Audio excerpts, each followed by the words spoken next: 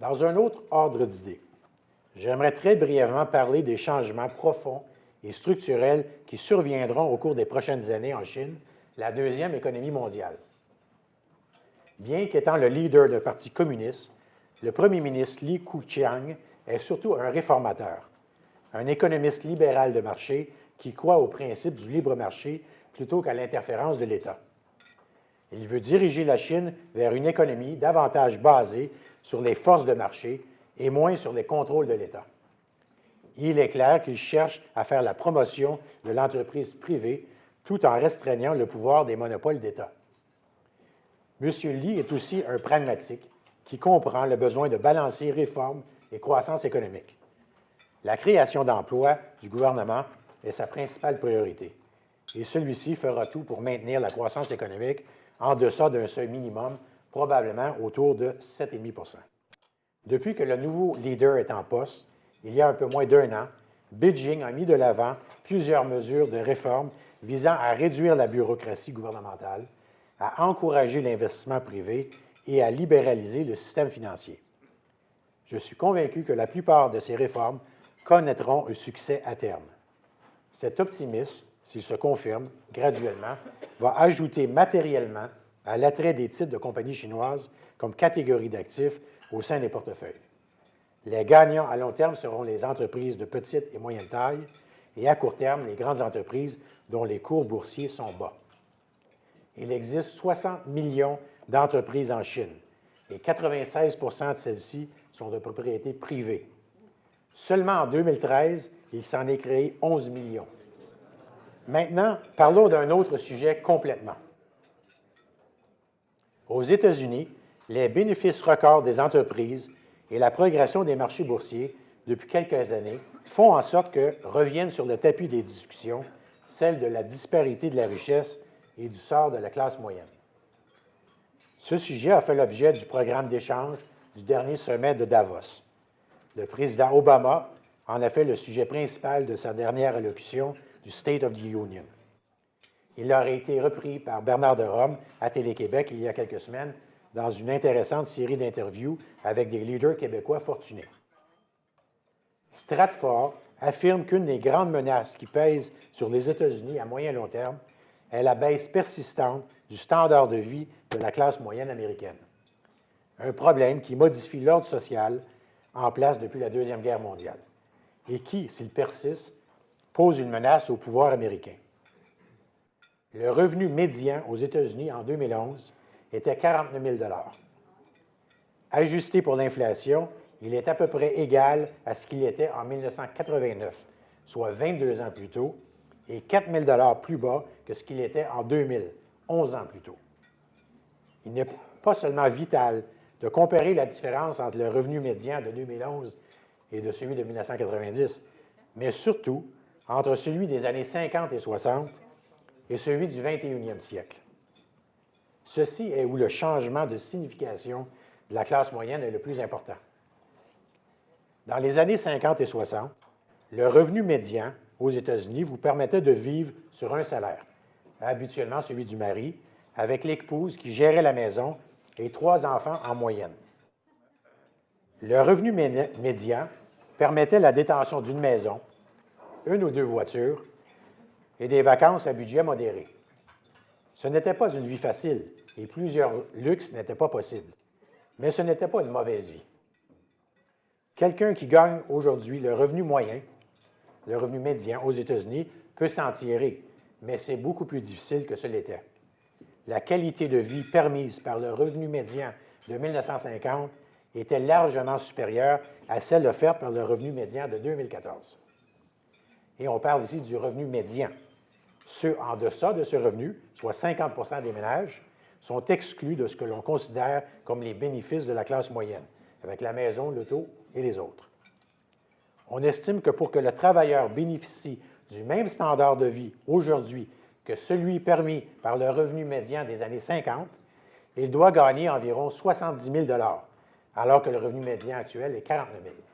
Il existe une relation entre cette situation et la crise financière de 2008. Les personnes gagnant un revenu inférieur au revenu médian ont contracté des emprunts avec paiement différé sous l'hypothèse que leurs revenus augmenteraient comme c'était la perception depuis la Deuxième Guerre mondiale. Il est facile de blâmer les emprunteurs et de les traiter d'irresponsables.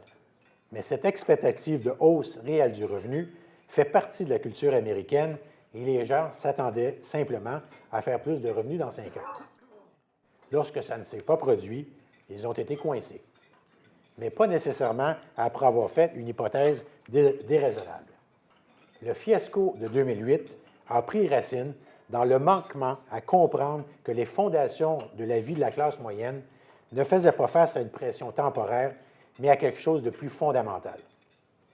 Alors qu'un seul gagne-pain de la génération d'après-guerre pouvait supporter une famille de classe moyenne, il en prenait maintenant au moins 2. Mais il y a aussi la crise de la corporation moyenne. Les entreprises procuraient l'emploi à long terme à la classe moyenne. La classe moyenne bénéficiait de la sécurité d'emploi et de revenus en hausse, en plus d'un package de retraite et autres bénéfices. Avec le passage du temps, la culture de l'entreprise divergea des réalités économiques et la productivité chuta derrière des coûts en hausse. Celle-ci devient dysfonctionnelle et ultimement insupportable. Pour cela et pour d'autres raisons, la corporation devint graduellement de moins en moins efficace et, pour reprendre les termes des années 80, elle a dû être re-engineered, ou encore brisée en morceaux, réduite, raffinée et refocusée. Pour rendre les entreprises plus agiles, on a dû révolutionner la gestion de celles-ci. Tout était à réinventer. Du point de vue de l'économie en général, pour créer de la valeur, il fallait scinder les compagnies, enfermer certaines, envoyer des emplois outre-mer à plus bas coût. Le tout visait l'augmentation de l'efficacité globale et ce fut un succès dans l'ensemble. Mais c'est là où la disjonction est apparue. Du point de vue de l'investisseur, on avait sauvé la corporation de la débandade en la redessinant. Mais du point de vue des travailleurs, certains gardèrent des emplois qu'ils auraient perdus, alors que d'autres perdirent des emplois qu'ils auraient perdus de toute façon. Ce qui importe de comprendre n'est pas tant la déception de ceux qui ont perdu leurs emplois, mais quelque chose de plus complexe. Au moment où les emplois permanents diminuaient, plus de personnes devaient recommencer leur vie.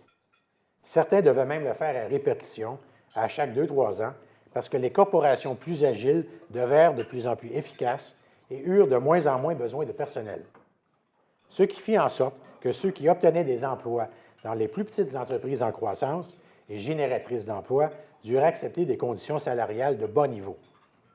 Les salaires n'augmentaient pas pour eux et, pour de longues périodes, ils furent même sans emploi, travaillant souvent dans des secteurs devenant dépassés et ne bénéficiant d'aucune sécurité ni stabilité. La restructuration des entreprises a certes créé de la valeur, mais celle-ci ne s'est pas rendue aux employés maintenant sans travail. Ceux qui gardèrent leurs emplois eurent l'opportunité de progresser et d'avoir accès à des conditions de rémunération attrayantes, en retour d'un fardeau de travail supérieur. Mais pas les autres.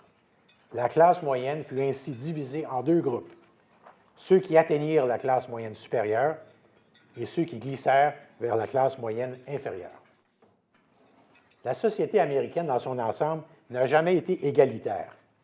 Elle a toujours accepté qu'il y ait des disparités substantielles dans les revenus et la richesse.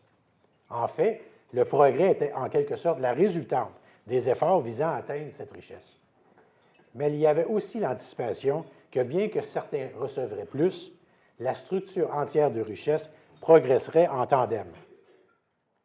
La société américaine fait maintenant face à un changement structurel en ce sens que la classe moyenne, non pas à cause de sa paresse ou de son ignorance, voit son standard de vie reculer graduellement.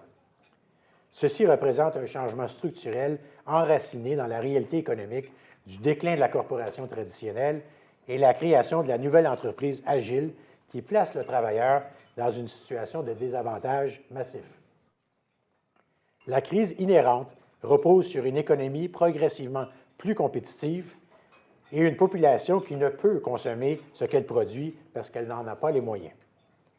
Ceci est arrivé souvent dans l'histoire, mais à part durant la Grande Dépression des années 30, jamais aux États-Unis. De toute évidence, ceci est l'objet d'un grand débat politique et comme ce l'est habituellement, quelqu'un doit être blâmé.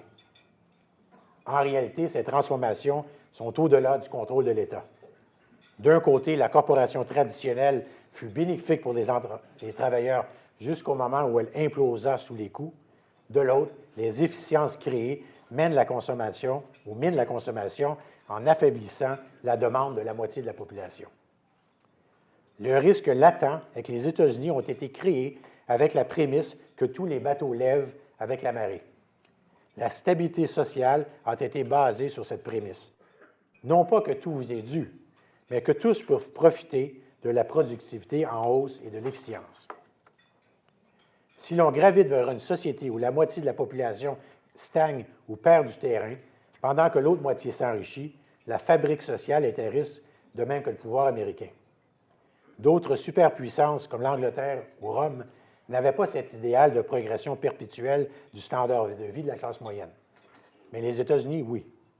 S'ils le perdent, ils perdent un des piliers de leur pouvoir géopolitique. L'agilité de la corporation est essentielle. Le marché libre contribue au succès économique, mais ne garantit pas de résultats sociaux. Cette discussion n'est pas susceptible d'affecter les marchés financiers à court terme, mais demeure présente sur la grande toile des tendances lourdes de la société capitaliste. À suivre. En conclusion, nous produisions en septembre dernier une vidéo qui est disponible sur notre site Internet et qui a été envoyée à tous nos clients à 2 reprises. Celle-ci insiste sur le fait que possiblement pour la première fois dans leur vie d'investisseurs, ceux-ci auront à subir un coût réel sur une longue période pour conserver un portefeuille à faible volatilité. En effet, la logique veut qu'en général, les obligations donnent moins de rendement, mais permettent de mieux dormir étant donné leur faible volatilité, et que les actions, pour leur part, performent mieux, mais occasionnent des levées de cœur temporaires. Ceci ne s'est pas produit depuis 12 ans, une anomalie historique.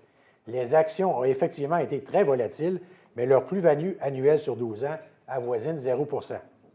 Les obligations, quant à elles, ont non seulement été beaucoup moins volatiles, mais ce sont elles qui ont donné les rendements exceptionnels grâce à la baisse des taux d'intérêt et qui ont fourni presque entièrement le rendement des portefeuilles équilibrés. Donc, le confort des obligations n'a pas coûté d'argent à l'investisseur, au contraire.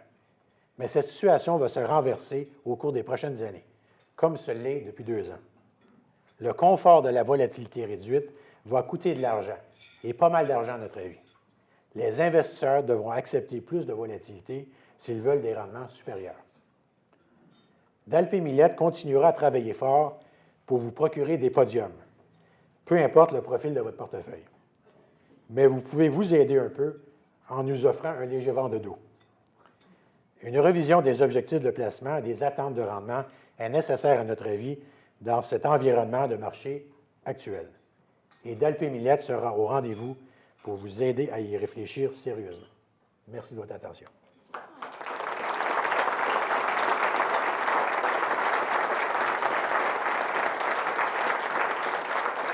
Merci beaucoup.